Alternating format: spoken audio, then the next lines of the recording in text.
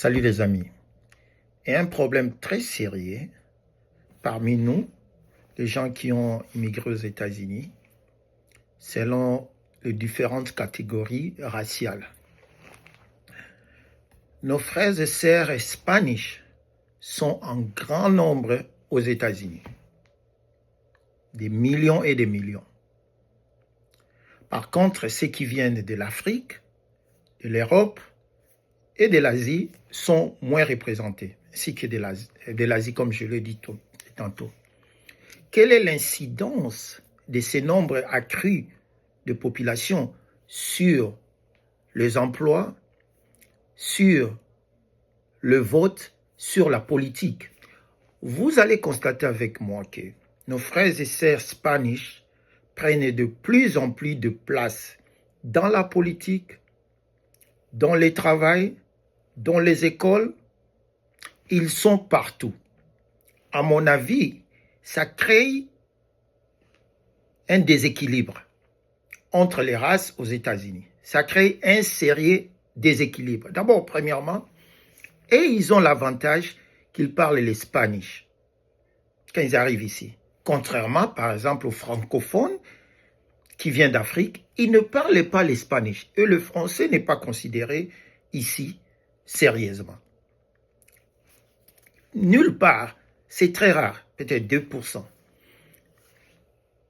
Les conséquences de tout ça, ça s'abat sur nous, ça va s'abattre sur nos enfants, et ça risque de perdurer comme ça pendant des décennies.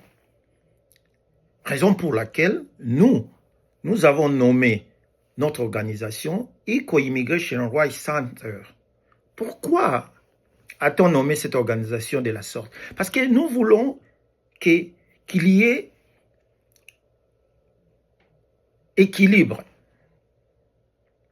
Ceux qui entrent favorablement en grand nombre à partir de la frontière, d'ici, deviennent ici de plus en plus nombreux, contrairement à ceux qui sont venus légalement.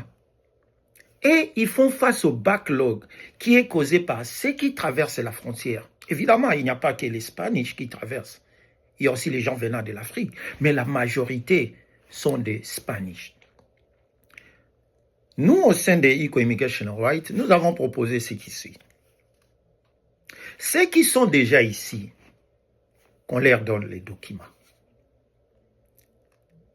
Tout en leur donnant les documents, permettez à ceux qui sont venus ici légalement, qui sont citizens, qui sont green card, qui ont appliqué pour leurs relatifs, pour leurs parents, membres de famille, dont les dossiers traînent encore au niveau des USCIS, des NVC et des ambassades, que l'immigration ne nous mette pas sur un même sac. Parce que tout ça, ça crée les backlogs. On est sérieusement discriminé. Vous verrez quelqu'un qui est américain, mais ça fait plus d'une année qu'il attend à ce que sa maman, son enfant de moins de 21 ans, obtienne les rendez-vous à l'ambassade. Ça, c'est scandaleux. Tout simplement parce que dans ces backlogs, on met nous tous là-dedans. Il faudrait que l'autorité arrive à séparer entre ceux qui sont entrés ici légalement, qu'on traite leurs dossiers et les backlogs différemment que ceux qui ont traversé la frontière. Ceci n'a rien à voir de xénophobie. C'est un fait réel dont les gens souffrent énormément. Surtout spécialement ceux qui sont arrivés ici légalement.